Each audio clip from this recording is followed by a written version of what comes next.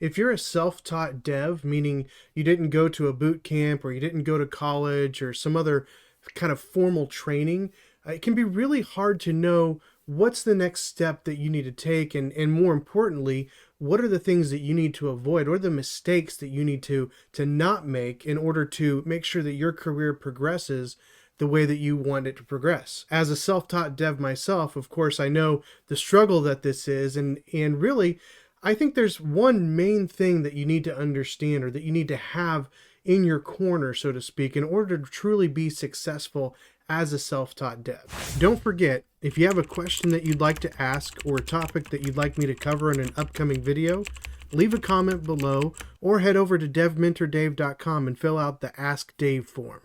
Hey junior developers, Dev Mentor Dave here, helping you bridge the gap from learning to code to launching a successful career. This is another one of our Hey DMD questions, and it comes to us via LinkedIn. The question is this: what advice can you give a self-taught programmer to help them avoid a lot of the unforeseen mistakes? While there's many things that we need to understand as self-taught developers, I think there's one real key thing that really will help you take your career from just learning to code to launching a successful career, as I always say, but to do that by avoiding as many mistakes as you possibly can. There is no perfect path to success.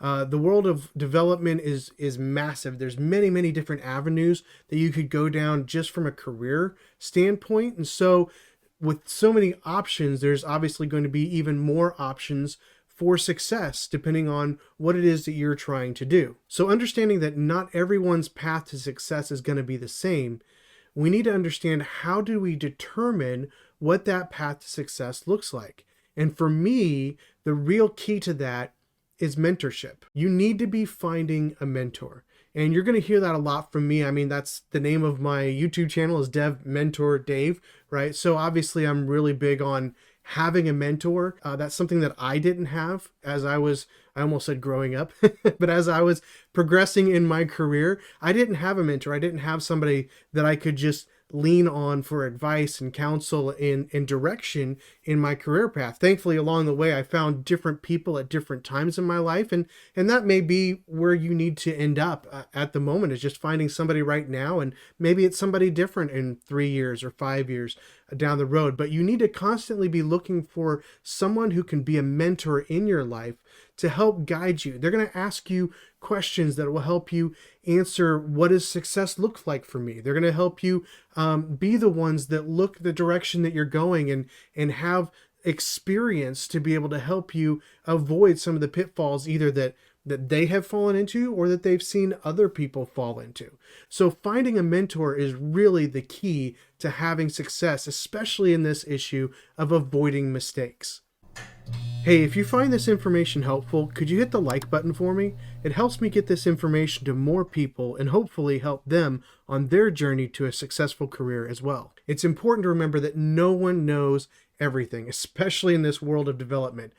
Everybody has all kinds of different experiences. There's so many different programming languages. There's just so much knowledge that you need to know everything. It's impossible. So no one's going to know everything, but experience matters. You want somebody who has experienced a lot of different things, who can help you view things from different perspectives. You want somebody who's going to help you diagnose a situation so that you make the right choices moving forward in your career. You want a mentor who has lots of experience, not just lots of knowledge. You want somebody who's walked the path before you, has had success in the things that you want to have success in, because that's the type of person that's going to help you see the mistakes that you're headed towards, or see the mistakes that you might be vulnerable to, and point them out and help you know how to avoid them or how to work through them in a way that's going to benefit you now and in the future. Now you might be asking yourself, if I get a mentor, am I really self-taught then? Well, yeah, you're still self-taught. A mentor is just a guide. It's just somebody to help you see the pitfalls and avoid the pitfalls, or see areas where you need to grow in your skill set or in your knowledge. They're not really there necessarily to teach you step by step every little thing that it takes to become a developer. So you're still going to be a self-taught developer if that's your goal, but having a mentor will help you do that in a more efficient way. Thanks for joining me, and if you'd like to get more mentoring advice, click the subscribe button and hit the bell icon to be notified each time I upload a new video. I have several other questions from other developers wanting to know, how do I find a mentor? So we're going to talk about that in the coming weeks. Thanks again for joining me, and I hope this video has been a help on your journey as a junior developer. I'll see you in the next one.